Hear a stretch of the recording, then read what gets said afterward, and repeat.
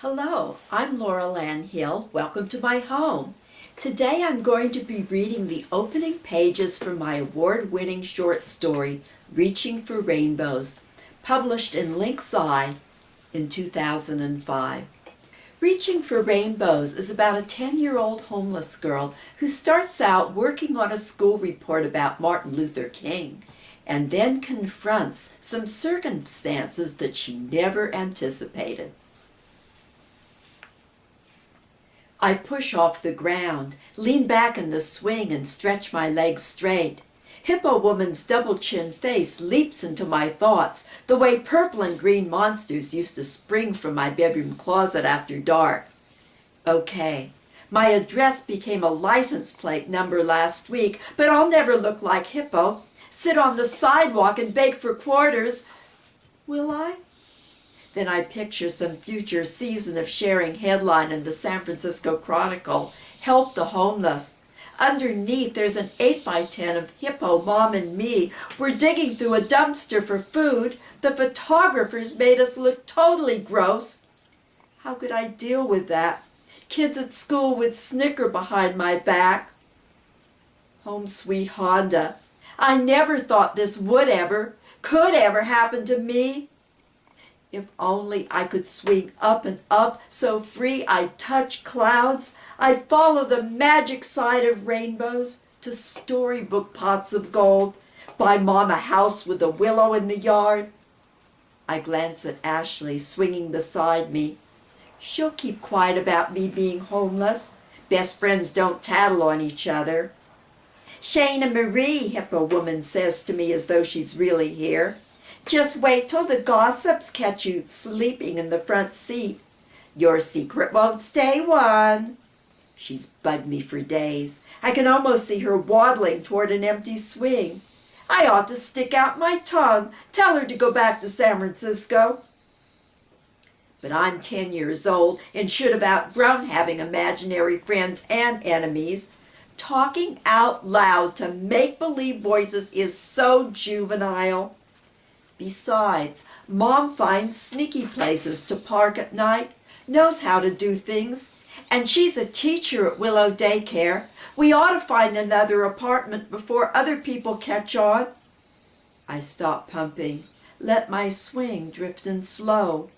The chilly January air nips my nose and fingers. Willow Glen's got lots of huge homes, but only a couple apartment places. What if Mom can't find something nearby we can afford to rent? What if I have to live far away, can't see Ashley anymore? Losing Ashley would be worse than sleeping in a car. Miranda Peters says homeless are all crazies, drunks, or druggies from Richmond. I don't have anything in common with messed up people. I don't even know where Richmond is. Miranda is so clueless, especially for a 5th grader. Still, I've only dared tell Ashley about what happened. What will my other friends think if they learn the truth? They might refuse to play with me. And can police arrest us for sleeping in our Honda? If so, Mom will lose her job. Could the police make me go to school in Richmond? Like some homeless Mexican guy used to hang out behind the Safeway, Miranda Peters said last month. She scrunched her narrow nose and small-lipped mouth as though she smelled skunks. Then everyone chipped in and bought him a condo. Yeah, sure. More likely they bought him a plane ticket back to Mexico. Ashley climbs off her swing and hoists her backpack. Her thick brown hair shifts like a curtain in the breeze. We're working together on a report about Martin Luther King. It's time to head for the library across the street. The temperature will drop tonight. If I have to pee at midnight again, Mom will hand me that disgusting coffee can. How can I concentrate on Martin Luther King right now? Okay, he had some sort of awesome dream, and I'm sorry he got killed.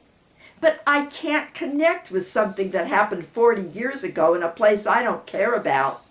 Besides, did King ever have to live in a car? King, black men, Men in black. I wear Nikes and Cool Gap jeans, all clean and my size. I don't look homeless. I'm like one of those movie space aliens in disguise, hoping my head won't pop off and reveal, Hippo Kid. Hippo Woman. I've never really met her, just saw her in the newspaper Miranda Peters brought to school before Christmas. She's big as a hippopotamus, Miranda exclaimed. She fingered her new heart tag bracelet from Tiffany's. With all that food she eats, no wonder she can't afford a house. What a nasty thing to say. Miranda's like that, though. And a show-off, too. I saw in a catalog what her bracelet cost. Of course, it's probably mean for me to call the woman Hippo. At least I don't do it out loud. In the newspaper, Hippo's eyes looked weird, as though she didn't know where she was. Was that why she ate so much? I glanced at my stomach and arms.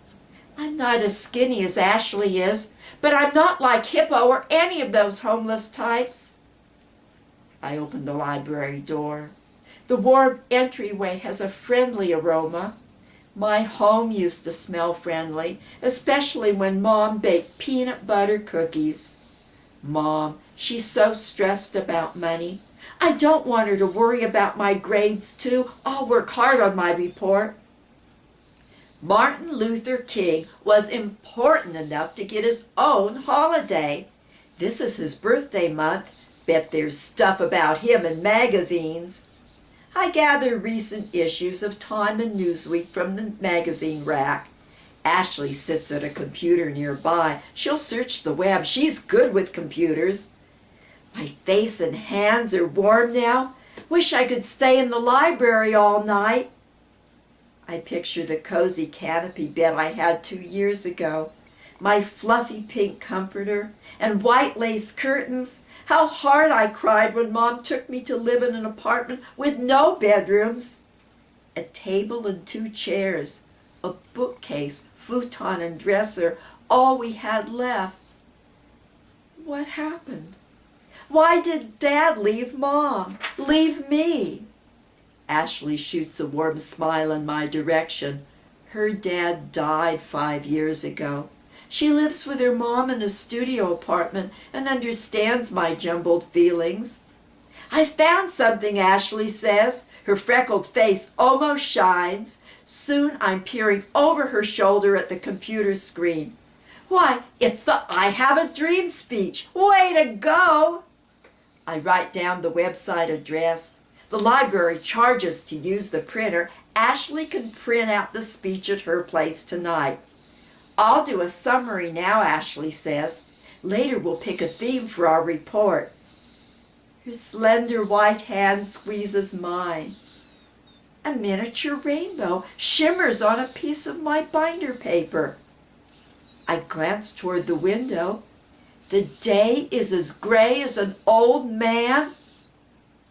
Where did the rainbow come from? Where did the rainbow come from? I'll be reading more from this story in a couple of weeks. Be sure and return. And my website is www.laurelandhill.com. Thank you for joining me.